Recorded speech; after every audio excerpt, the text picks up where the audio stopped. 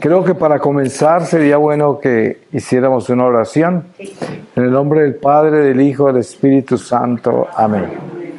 Padre Santo, te damos gracias por el don de la vida, por nuestra salud física, mental, espiritual, por la Iglesia, por este día, porque nos has reunido para glorificarte y para compenetrarnos más y más en los misterios de tu Hijo Jesucristo, nuestro Señor. Nos encomendamos a la Santísima Virgen María, a todos tus ángeles y santos, para que nos protejas del maligno y nos abras los oídos del Espíritu y permitas que todo lo que vas a darnos en este día por medio de tu Espíritu no solamente penetre nuestro corazón como una espada que es tu palabra, sino que transforme nuestra vida y podamos convertirnos en bendición para este mundo de tinieblas, por Cristo nuestro Señor. Amén, Padre. Entonces, esta primera charla es el poder de la sangre de los mártires. Y pensamos que estamos en un lugar donde no solamente es historia, pero es vida de mártires. Y esa sangre la glorificamos. Además sabemos que nuestra iglesia camina y peregrina con la sangre de Cristo y toda la sangre que se cristifica, que es sangre de mártires y sangre de los que han dado su vida por Dios en una forma u otra. Entre esos nosotros que profesamos nuestra fe y por eso estamos acá. Voy a pedirle al Espíritu Santo su palabra y les voy a leer a ustedes de la epístola a los Efesios, desde el capítulo 4, versículo 1, llamamiento a la unidad. Os exhorto pues yo, prisionero por el Señor, a que viváis de una manera digna de la vocación con que habéis sido llamados, con toda humildad, mansedumbre y paciencia, soportándoos unos a otros por amor, poniendo empeño en conservar la unidad del Espíritu con el vínculo de la paz. Un solo cuerpo y un solo espíritu, como una es la esperanza que habéis sido llamados. Un solo Señor, una sola fe, un solo bautismo, un solo Dios y Padre de todos, que está sobre todos, actúa por todos y está en todos. A cada uno de nosotros le ha sido concedida la gracia a la medida de los dones de Cristo. Por eso dice: subiendo a la altura, llevó cautivos y repartió dones a los hombres. ¿Qué quiere decir subió? Sino que también bajó a las regiones inferiores de la tierra. Este que bajó es el mismo que subió por encima de todos los cielos para llenar el universo. El mismo dispuso que unos fueran apóstoles, otros profetas, otros evangelizadores, otros pastores y maestros, para la adecuada organización de los santos en las funciones del ministerio, para la edificación del cuerpo de Cristo, hasta que lleguemos todos a la unidad de la fe y del conocimiento del Hijo de Dios, al estado de hombre perfecto, a la plena madurez de Cristo, para que no seamos ya niños, llevados a la deriva y zarandeados por cualquier viento de doctrina, a merced de la malicia humana y de la astucia que conduce al error. Antes bien, con la sinceridad en el amor, crezcamos en todo hasta aquel que es la cabeza, Cristo, de quien todo el cuerpo recibe trabazón y cohesión por la colaboración de los ligamentos según la actividad propia de cada miembro para el crecimiento y edificación en el amor. Palabra de Dios.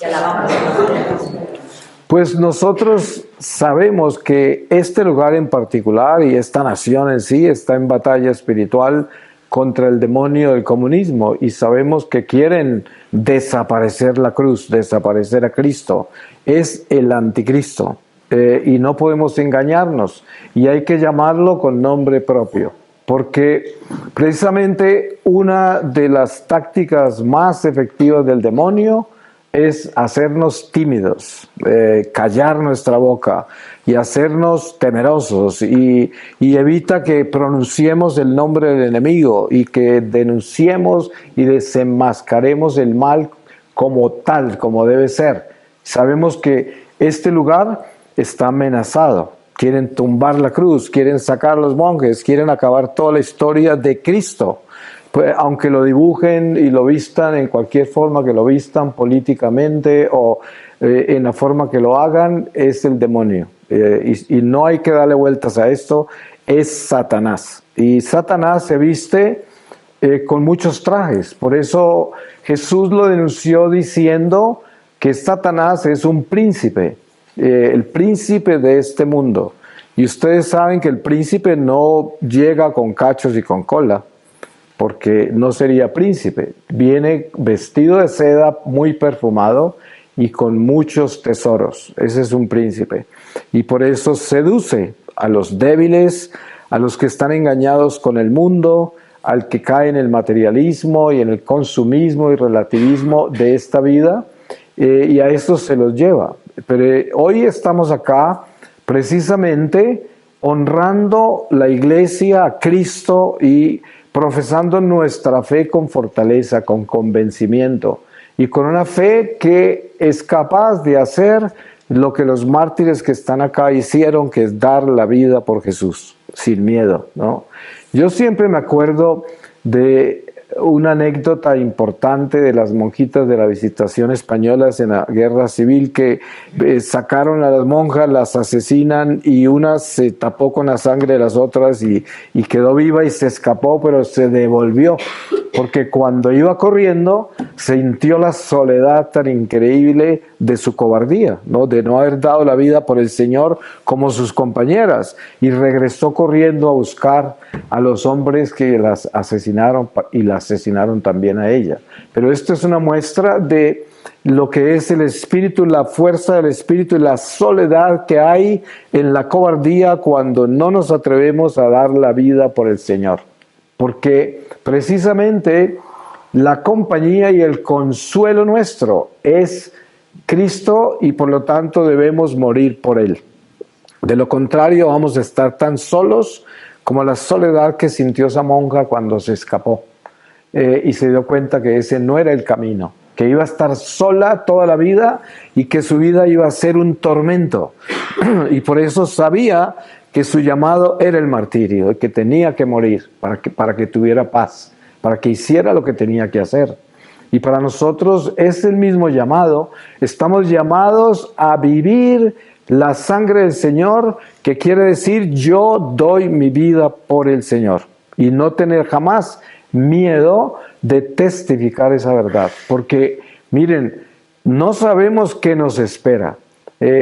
Yo no creo que se necesita un profeta para que nos diga el mundo se está oscureciendo cada vez más y cada vez más el anticristo se hace más fuerte y el anticristo cada vez elimina más todo lo de Cristo. Las profecías de antaño nos dicen que en un momento dado el pueblo de Dios creerá que todo terminó, que todo se acabó, que todo se destruyó. Y ese es el momento en que triunfa la cruz, porque no podemos asustarnos por los eventos naturales. Yo siempre digo esto, para nosotros el ejemplo más claro es el Evangelio, porque no hay otro, es nuestra guía. Y cuando leemos las contradicciones que hay de la vida natural a la vida sobrenatural, encontramos cosas tan absurdas como Jesús huyendo a Egipto y huyéndole a un rey malo, a Herodes, que él mismo creó y le está huyendo a él y se está escondiendo de él. Entonces, desde la razón, eso no lo entendemos, pero lo que sí debemos saber es que Dios entra en el tiempo y no interrumpe los eventos del tiempo, los deja. Pero ¿qué sucede? Que todo lo que parece ser tan terrible y parece ser tan absurdo es perfecto. Miren ustedes el ejemplo de la Virgen María en el Calvario, sufriendo algo tan absurdo que es el Dios que ella conoce, el Dios que ella sabe que es divino, que está siendo lacerado, destruido por las criaturas que él mismo creó, y ella lleva ese peso y ese dolor. pero en el corazón ella sabía que así tenía que ser. Y precisamente eso es lo que debemos imitar de María, el entender que toda esta absurda persecución que hay hoy, por ejemplo, contra este lugar, contra esta nación, contra Cristo en esta nación, que ha sido mensajera de Cristo a tantos lugares del mundo, y la venganza de Satanás siempre se da. La venganza contra España, contra Francia, contra países que fueron madres cristianas que llevaron a Cristo por tantos lugares, y el diablo volvió, porque el diablo no vive en el tiempo. El diablo vive en el eterno presente. Pueden pasar siglos, pero él tiene todo anotado. Entonces, él sabe, voy a volver en 5 siglos, voy a volver en 1000 años, pero cuando vuelva los despedazo, porque los voy a coger dormidos, ¿no? Y entonces, esta es la venganza del demonio en el tiempo, porque él no vive en el tiempo. Entonces, en el tiempo él actúa, pero Dios no interrumpe el tiempo humano, porque el tiempo humano es simplemente una era. Por eso, cuando hablamos de la nueva era, la gente cree que están hablando de algo nuevo. La nueva era es la caída en el pecado original, y es una era, o sea, tiene principio y fin, por eso se llama era. Comienza con la caída en el pecado original y termina con el regreso del Señor. Así que la nueva era no es nada nuevo, es Satanás. Y todo lo que tiene que ver con el anticristo es nueva era, porque pertenece a una era. Nosotros no. Nosotros pertenecemos al reino de Dios que está afuera del tiempo, aunque temporalmente estamos en el tiempo, porque tenemos que vivir este destierro por causa del pecado original, y vivimos en esta tienda, como la llama San Pedro, o esta vasija de barro que es mortal y que se acabará, y que la vemos acabarse poco a poco, pero nuestra alma habita en la eternidad, porque nuestra alma trasciende esta vida a la otra. Y por eso, cuando San Pablo dice que parece que el espíritu lucha contra la carne, como si estuviera uno contra el otro, y la razón es que la carne tiende hacia la muerte y al pecado, y el espíritu hacia Dios y la gracia eterna. Y es un solo ser, es el mismo ser, y por eso dentro de nosotros hay esta lucha. Sin embargo, cuando nos reunimos como estamos en este momento, el Espíritu Santo viene a consolar nuestra alma, que siempre se siente atrapada en esta mortalidad. Y es un alma que padece de muchos momentos de soledad, porque estar atrapado en esta prisión no es fácil. Todo prisionero sufre por el encierro, y el alma es la que más sufre de estar encerrada en la carne. Sin embargo, nosotros, conociendo a Cristo, que nos trae la libertad de esta prisión, que con su sangre paga la libertad de esta prisión de la mortalidad, sabemos que entre más nos elevamos al Espíritu, más libertad tenemos, a pesar de aún estar en la cárcel. Es como el prisionero que ya tiene la boleta con su fecha de salida, y le dicen tal día sales, ya se siente libre. Aunque esté en la prisión todavía padeciendo, sabe que va a salir, tiene su fecha. Nosotros tenemos fecha, se llama la muerte. Esa es nuestra fecha. No sabemos cuándo es, pero la tenemos segura. Cada uno de nosotros sabemos que vamos a morir, pero moriremos en Cristo, y por lo tanto, esa es nuestra libertad. Así que tenemos la boleta de libertad y tenemos la fecha, que es la muerte. El número de esa fecha solo lo conoce Dios, pero tenemos esa seguridad de que al morir trascendemos y estamos libres. Y esto es lo que el diablo quiere quitarnos.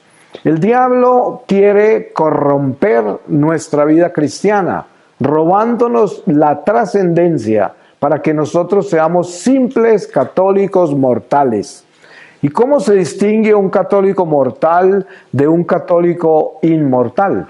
El católico mortal está lleno de miedo, de inseguridad, lo atormenta el futuro, el pasado, nunca vive el presente, porque siempre está ausente, está muy preocupado. Ese es un católico mortal, carnal, temporal, cerebral, intelectual. En cambio, el católico inmortal es un católico que tiene su alma, su corazón, todo su ser fijo en Jesucristo, en el reino de Dios que no es de este mundo. y con la responsabilidad plena de vivir lo que Dios nos ha confiado en nuestra vida temporal, que son nuestros deberes y responsabilidades temporales. Vive caminando siempre con una mirada hacia la eternidad. Ese es el católico eterno. Y nosotros somos llamados a ser esos católicos. Porque cuando usted camina con pasos de eternidad, a usted no lo domina nada del mundo temporal, ni lo asusta el reino de la muerte. Y el reino de la muerte es todo esto que hay en este mundo que es aterrador, porque es un mundo tenebroso. Es un mundo que está sembrado y gobernado por las tinieblas del miedo. Ese es el mundo en el que vivimos. Y por eso tenemos que estar muy atentos y vigilantes de nunca permitir que el miedo gobierne ni una célula de nuestro ser. Porque el miedo es la presencia del demonio. El demonio es miedo, eso es lo que él es. Y esto es lo que arruina la salud espiritual del hombre, el miedo. Ahora, cuando hablamos del martirio y el poder del martirio, estamos hablando de la eternidad. ¿Por qué los mártires son poderosos? ¿Y por qué el martirio es poderoso? Porque el martirio es vida eterna, es lo que es. Ustedes se dan cuenta que los santos y los testimonios de los santos que han entrado al martirio, los testimonios son la valentía con que entraron. Uno de los santos que deja un testimonio más claro sobre el poder del martirio es San Ignacio de Antioquía. Ustedes saben que él fue el segundo obispo de Antioquía después de San Pedro y lo condenaron a morir devorado por los leones en el Coliseo romano y se lo llevaron desde Antioquía hasta Roma, que es un viaje muy largo en esa época, y todos los cristianos por donde pasaba abogaban por su libertad. Y él les imploraba que no hicieran eso, que no pidieran su libertad. Él decía: tengo que morir triturado por los dientes de las bestias para convertirme en pan de vida como mi Maestro Divino, como Jesús. Y así fue. Llega al Coliseo vestido de obispo, corre cantando hacia los leones, lo devoran y según la historia sagrada es uno de los días en que más paganos se convirtieron al cristianismo. Se convirtió en pan de vida con esos dientes de esas fieras. Y esto es lo que entendemos del martirio.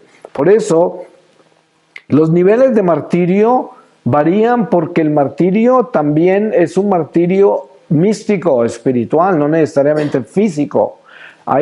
Se puede ser mártir en un nivel espiritual o místico. Por ejemplo, cuando usted entra en una renovación espiritual en su familia y usted es el único y todos los demás están lejos de Dios, ¿qué sucede? Viene la burla, la persecución y usted entra en un martirio porque usted testifica su fe, usted no se deja acorralar ni intimidar, usted se fortalece. Entre más humillación, entre más persecución, entre más burla, más fortaleza. Porque usted se siembra en Cristo y Cristo lo fortalece y entra en esa sangre que se está purificando. Porque sabemos que nuestra sangre se purifica o se corrompe. Son los únicos dos caminos de la sangre. Ustedes se dan cuenta que cuando uno tiene ira, ¿qué le pasa a la sangre? Se le sube a la cabeza y tiene un rostro rojo de sangre, de ira, una sangre mala. Esa es una sangre mala, hasta el punto que el apóstol dice: no permitas que la ira te sorprenda con la caída de la tarde. ¿Qué quiere decir? ¿Tendremos ira? Claro que sí, pero no nos quedemos con ella, porque esa ira nos daña, nos enferma. La gente iracunda siempre se enferma. Se le enferman los órganos vitales de enfermedades muy graves porque daña la sangre. Y el pecado daña la sangre y por eso viene la enfermedad, vienen muchas cosas. No todas las enfermedades son causa del pecado, porque algunas son voluntad de Dios. Pero muchas son del pecado porque dañan la sangre. El pecado daña la sangre. Por eso hoy podemos decir que estamos en este recinto y que al estar en este recinto reflexionando en los misterios de Dios, los misterios de nuestra fe, estamos purificando nuestra sangre y sentimos salud espiritual. Esto es, Cada vez que nosotros nos recogemos y entramos en Dios, en oración, en sacramentos, en contemplación, en reflexión como ahora, purificamos nuestra sangre. Y por eso se recomienda siempre de vivir permanentemente en oración, que no es necesariamente vivir permanentemente en recitación o salmodia, sino vivir en contemplación del Espíritu de Dios, que quiere decir yo siempre estoy consciente de Dios, siempre. Y por lo tanto mi sangre siempre está fluyendo en el Espíritu de Dios porque yo estoy consciente de Él y me estoy purificando.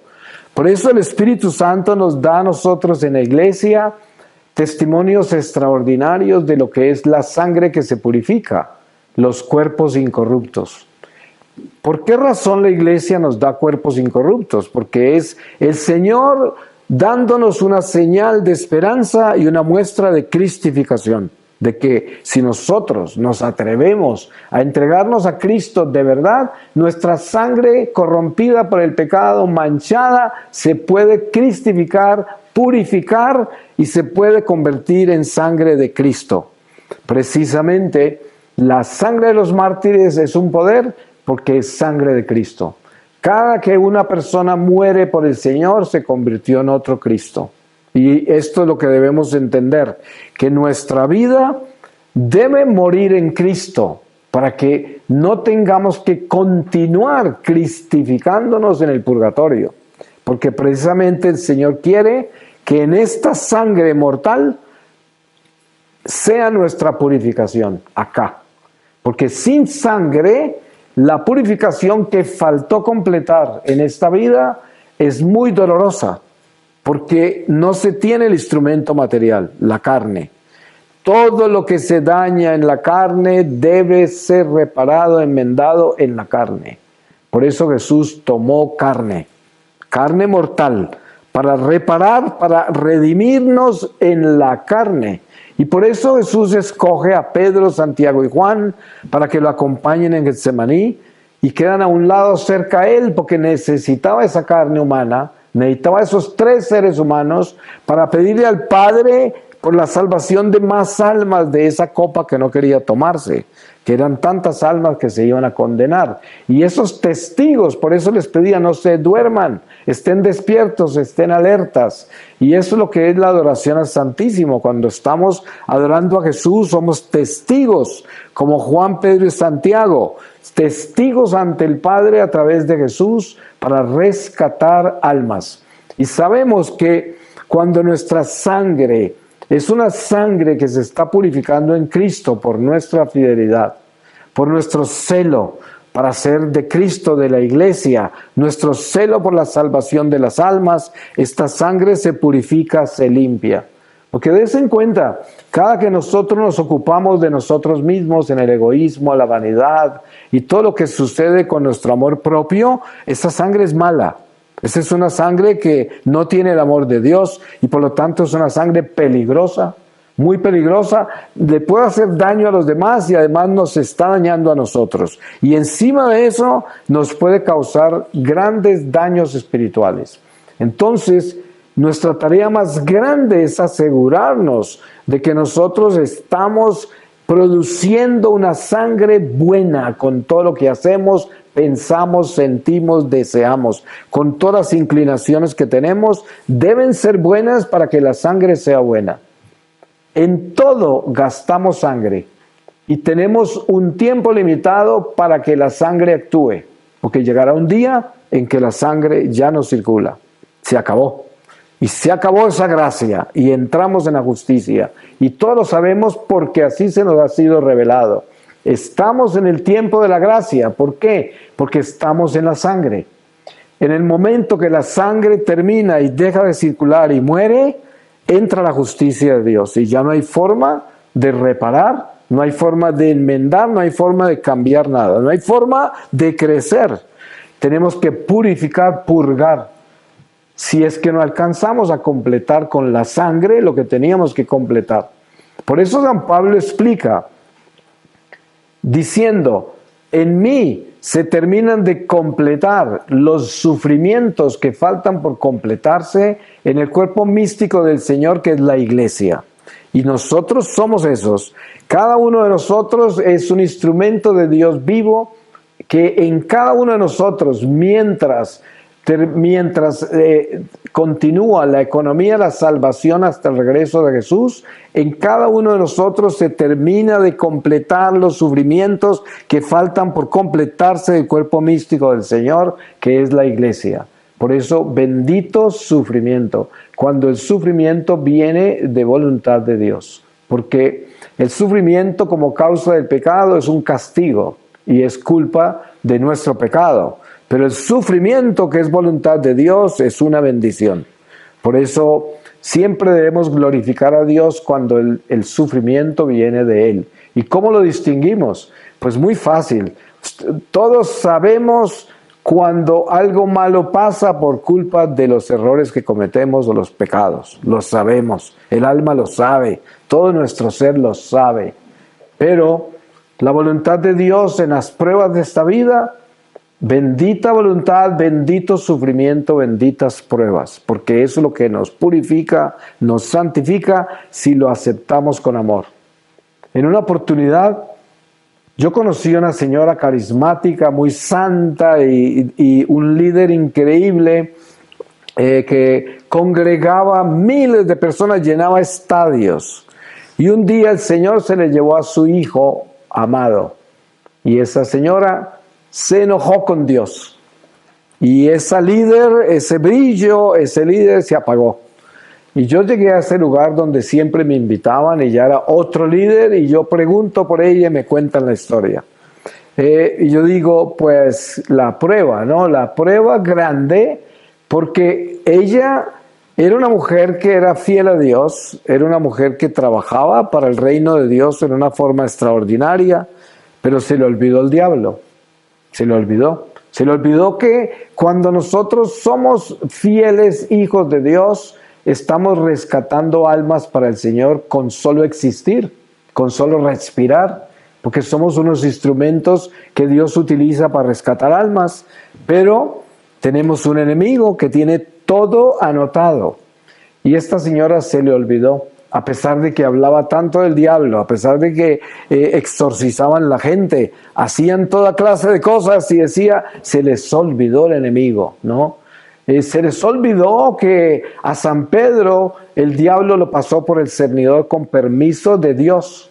Ustedes saben eso. Antes de la pasión, Jesús le dice a San Pedro, Pedro, Pedro, Satanás pidió permiso para pasarte por el trillo. Y yo le pedí al Padre que no perdieras tu fe. Cuando pases por esto, ve a testificarle a tus hermanos. Esta es una prueba de Dios. Pedro no estaba en pecado. Pedro estaba en orden con Jesús. Sin embargo, el Padre le dio permiso al diablo para pasarlo por el cernidor. Eso le pasó a esa señora. La pasó por el cernidor el diablo y casi no pasa la prueba, porque ella sí más adelante se arrepintió, confesó y testificó ante una gran audiencia el error que había cometido ofendiéndose con Dios. Era casi como tentar a Dios. Porque cuando nosotros nos vamos donde el Señor y le decimos, ¿por qué? Pues lo estamos desafiando, lo estamos tentando. Y tentar a Dios no es nada recomendable. Ustedes saben que en el Éxodo, en un solo día murieron más de 20,000 hebreos por tentar a Dios. Hoy, porque tenemos la gracia de tener a Jesucristo a la derecha del Padre, cuando tentamos a Dios, tenemos misericordia si alcanzamos a confesarnos de eso. Pero antes no era posible, hoy es posible, sin embargo, no podemos quedarnos en esa tentación. Eso hay que confesarlo, porque nunca se dice por qué, jamás. Eso fue lo que el diablo hizo. Lo que el diablo hizo cuando cayó fue ¿por qué? Yo no obedezco, eso es. Y ahora, teniendo esto claro, entendemos que es muy importante conocer la sangre, muy importante, porque cuando usted tiene malos pensamientos, malos deseos, malas inclinaciones, pasiones desordenadas, sabe que es sangre mala. Esa sangre es mala. Usted tiene que detenerse, orar y someter esa sangre en obediencia al espíritu del bien. Someterla. No permitir que circule, no permitir que usted se quede ahí porque eso lo pervierte, le hace daño, lo corrompe, le daña el corazón. Ustedes saben que la sangre fluye por todo el cuerpo, y esa sangre es una plataforma desde donde se lanza el alma al Espíritu de Dios o del diablo. No son sino los dos caminos, ¿no? Uno, de todo lo que hace y todo lo que vive, siempre hay un resultado. El resultado es la dirección en que se va lo que hace, lo que vive. Se va hacia el bien o hacia el mal. Por eso la sangre o produce bien o produce mal. Y en esta sangre se fragua todo. Es como un laboratorio donde se está haciendo todo y el resultado de eso es nuestra vida, el destino nuestro. Por eso Jesús nos enseñó a someter nuestra sangre a su sangre. Él nos lo enseñó. Precisamente ese misterio de la sangre y el agua que brotan del costado del Señor, que es un milagro extraordinario que hasta un pagano, que fue el que lo atravesó con la lanza, quedó atónito de ver semejante cosa tan impresionante, que salieran esos ríos de agua y sangre. Y luego San Juan nos explica que son tres los testigos, que es el Espíritu, la sangre y el agua, los que testifican este milagro redentor de Jesucristo. Nuestra iglesia tiene tres testigos: agua, sangre y espíritu. Dese cuenta que el agua, que es la que nos limpia, nos lava, es nuestro bautismo, es el agua. Esa agua no puede ser un bautismo perfecto si no tiene sangre y espíritu. Por eso Juan Bautista bautizaba con agua, pero él decía, pero viene otro que los va a bautizar con fuego. Y ahí venía el espíritu. Y la sangre era el sacrificio del Cordero, el sacrificio de Jesús. Entonces ya tenemos esos tres testigos y nosotros con esos tres testigos debemos caminar. Siempre, siempre, siempre. El Espíritu de Dios en nuestra vida, en nuestro corazón. Por eso el Espíritu, las promesas del Espíritu Santo son que estará con nosotros todos los días de nuestra vida. Que no tenemos que preocuparnos a dónde tenemos que ir, qué tenemos que decir, qué decisiones que tenemos que tomar, porque Él las toma por nosotros, en nosotros. Y que Él nos protegerá del maligno. ¿Cuál es la condición de ese mensaje espiritual de Dios? Es la fidelidad. Todo se da si somos fieles. No hay otra posibilidad. Por eso, cuando nosotros pensamos en los misterios de nuestra fe, tenemos que pensar en una sola cosa. Yo tengo que ser 100% fiel a Dios. Y cuando no logro ese 100%, tengo que correr al tribunal de la misericordia, a la confesión. Tengo que hacerlo rápido para mantener ese 100%. Muy sencillo. El diablo es 100% malo y solo se puede combatir con 100% bueno. Ustedes nunca oirán que encontraron un demonio que era 70% malo. No. Siempre es 100% malo y el diablo solo quiere hacer el mal. Por ninguna otra razón que ser malo. Ustedes saben, cuando una persona es mala, hace cosas malas sin razón, porque no necesita razón. Porque es irracional. El mal no es racional, es irracional. El mal actúa como mal. En cambio, el bien actúa como bien y es racional en el bien, porque sabe que tiene que tomar una decisión. En cambio, el mal ya perdió todo. El mal no tiene nada que ganar porque ya perdió todo. El demonio no tiene nada que ganar, por lo tanto no tiene nada que perder, porque ya lo perdió todo. ¿Se imaginan lo peligroso que es? Por eso hay que entender el peligro tan grande del enemigo que no tiene nada que perder, porque solo quiere hacerte el mal sin importar. No importa, y no hay forma de cambiarlo porque él quiere hacer el mal y ya. Pero ¿cómo lo puede hacer? cuando yo le abro la puerta al mal, porque el mal solo fluye a través del mal, a no ser de que Dios permita que ese mal nos ponga a nosotros en el trillo para que se convierta en un bien. Como las 3 veces que Pedro niega a Jesús fueron el trillo por donde lo pasó el diablo, que eso fue el permiso que pidió Satanás. Pero eso fue la purificación de la sangre de Pedro. Ustedes saben que dice la historia que Pedro lloró toda su vida ese mal que hizo, de haber negado a su maestro. A pesar de que su maestro en la resurrección lo sanó pidiéndole 3 veces si lo amaba. Y al mismo tiempo le dijo, cuida de mis ovejas, porque le estaba dando su ministerio. Y sabía que él tenía un dolor muy grande en su corazón, porque había negado a su maestro. Sin embargo, ese pecado de Pedro se convirtió en su purificación, en su santificación. Y por eso Dios lo permitió. Lo que hay con la voluntad de Dios y las pruebas que Dios permite que el diablo nos ponga, porque Dios no prueba a nadie, pero nosotros somos probados por el carcelero, por el acusador, es el que nos prueba. Ustedes saben, yo decido vivir en paz con Dios y en gracia con Dios, pero estoy todavía en este destierro. Entonces, cuando menos pienso, me encuentro con un retén.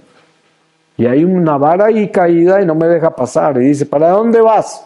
Pues voy para el cielo. Yo soy un hijo de Dios. Ah, ¿sí? Pues vamos a ver. ¡Pum! Y te ponen a prueba para ver si la puedes pagar.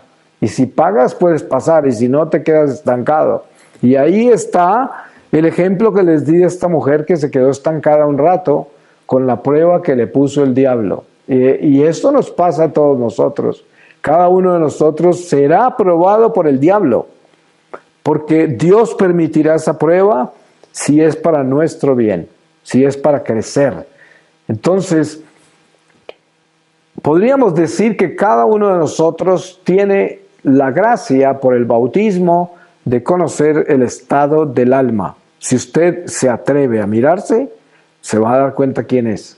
Lo que pasa es que se necesita mucha valentía para mirarse bien. O sea, es como usted en un momento dado de reflexión, usted puede adentrarse en su corazón y mirar quién está ahí. A ver, ¿de qué está hecho usted verdaderamente adentro de usted? Y es tan importante hacer eso. Y duele. Y hay que armarse con mucha valentía, porque se va a encontrar muchas cosas que no le van a gustar y que hasta lo van a asustar. Pero tiene que verlas, porque ese es quien usted es. Y miren, lo más increíble de esto es que cuando el alma sale de esta carne, lo que queda es eso que estaba dentro. Eso que tiene que mirar ahora, no en el momento de la muerte, porque en el momento de la muerte todos vivimos una iluminación de conciencia, todo moribundo, sin importar quién es, porque esa es la justicia de Dios. Antes de que el alma se desprenda de la carne, ve la plenitud de la verdad. Por eso mucha gente se salva en el último instante, porque al ver la plenitud de la verdad se va hacia Dios, hacia su misericordia, suplica por su misericordia y la misericordia le llega porque nunca se le niega a nadie. Sin embargo, hay gente que rechaza el amor de Dios a pesar de la iluminación de la conciencia. Y ustedes saben, seguramente les ha tocado conocer a alguien que no quiere saber nada del amor y que no quieren perdonar nunca y que no quieren amar, nada, nada.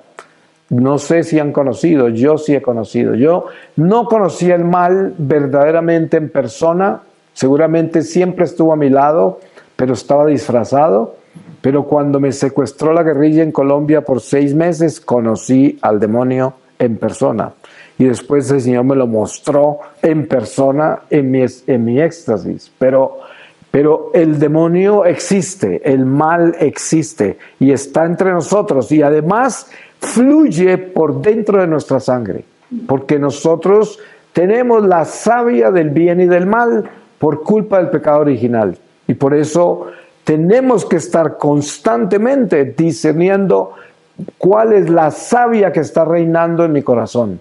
y tengo que decir no a la savia mala. No, por eso decía la sangre, ojo con la sangre, porque en la sangre hay una mancha, como dice San Pablo, una mancha que no soy yo, pero está en mí y me inclina a hacer el mal que no quiero hacer. Por eso agrega él, el mal que no quiero hacer es el mal que termino haciendo muchas veces y todos somos testigos de eso. Por eso esta disciplina espiritual a la que somos llamados cada uno de nosotros para poder construir este edificio espiritual que nos lleva a Dios al final de esta vida es una disciplina exigente. Miren ustedes lo que tiene que hacer un atleta para ganarse los Olímpicos. Es increíble los esfuerzos que tiene que hacer. Lo que tiene que hacer un médico para graduarse, un ingeniero, quién sabe, pero ¿se pueden imaginar lo que tenemos que hacer nosotros para ganarnos la corona eterna?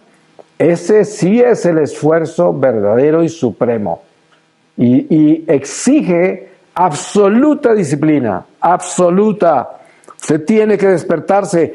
Este no es el sitio para descansar.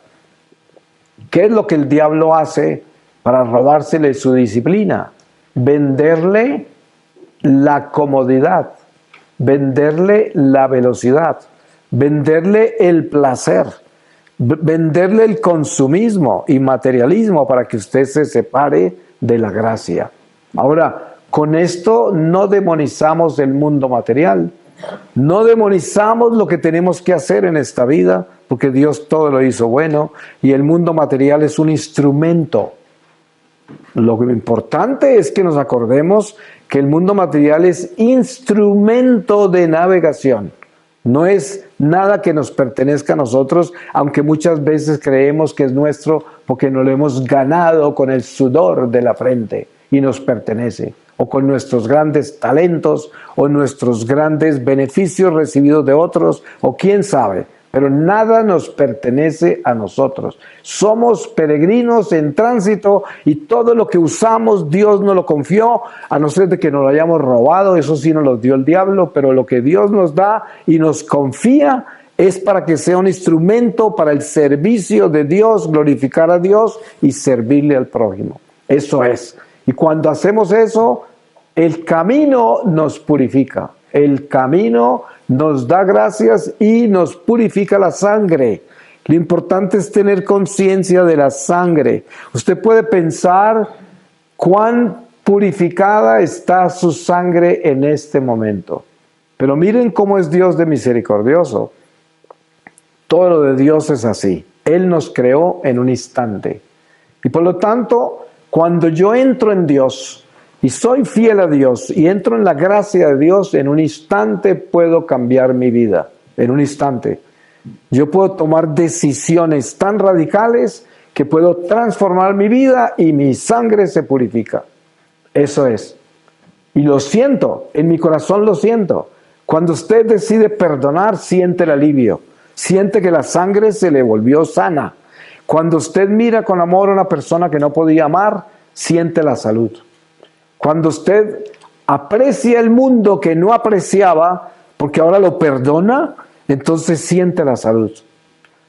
A mí el Señor me ha puesto, como se podrán imaginar, con miles de situaciones en mi vida misionera increíbles con relación al amor.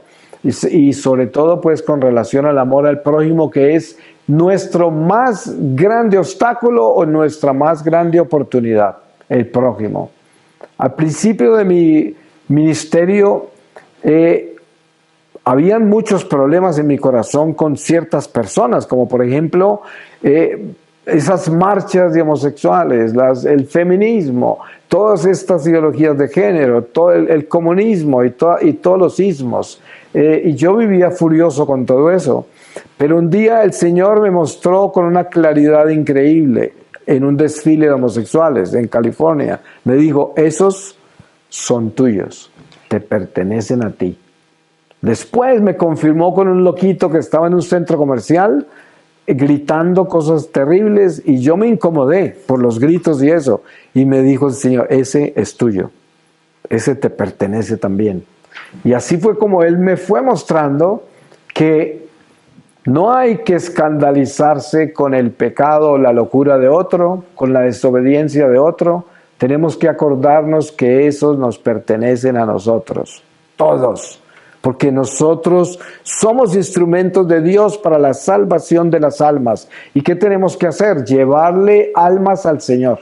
Esa es nuestra misión. La primera, nuestra alma. Y después todas las almas que Dios coloca en nuestro camino. Eso nos pertenecen a nosotros. Todos los días hay que llevarle almas a Dios. Usted pasa por la calle y alguien lo escandaliza por la vida que lleva. Usted tiene que hacer un acto de contrición y decir, perdón, Señor, a este lo debo amar porque tú me lo diste, aquí te lo entrego, te lo llevo, esa alma es tuya, por favor, tómala. Y eso es lo que debemos hacer, siempre.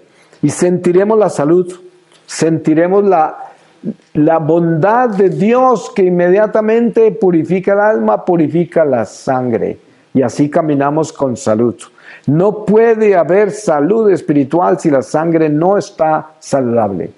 Porque uno puede ser un rezandero tremendo, pero si la sangre es mala, si usted tiene sangre mala, esa rezandería no le sirve de nada. Y sabemos que hay mucha gente así en la iglesia. Hay mucha gente que reza mucho, pero le podemos ver que esa sangre mala brota por todas partes. Así de que tenemos que cuidarnos de eso. Voy a terminar con una lectura del Evangelio según San Juan. Y les leo del capítulo 6, versículo 44. Dice, no murmuréis entre vosotros, nadie puede venir a mí si el Padre que me ha enviado no lo atrae, y yo le resucitaré el último día. Está escrito en los profetas, serán todos enseñados por Dios. Todo el que escucha al Padre y aprende, viene a mí. No es que alguien haya visto al Padre, sino aquel que ha venido de Dios. Ese ha visto al Padre. En verdad os digo, el que cree tiene vida eterna. Yo soy el pan de vida. Vuestros padres comieron el maná en el desierto y murieron. Este es el pan que baja del cielo, para que quien lo coma no muera. Yo soy el pan vivo, bajado del cielo. Si uno come de este pan, vivirá para siempre. Y el pan que yo le voy a dar es mi carne por la vida del mundo. Palabra de Dios.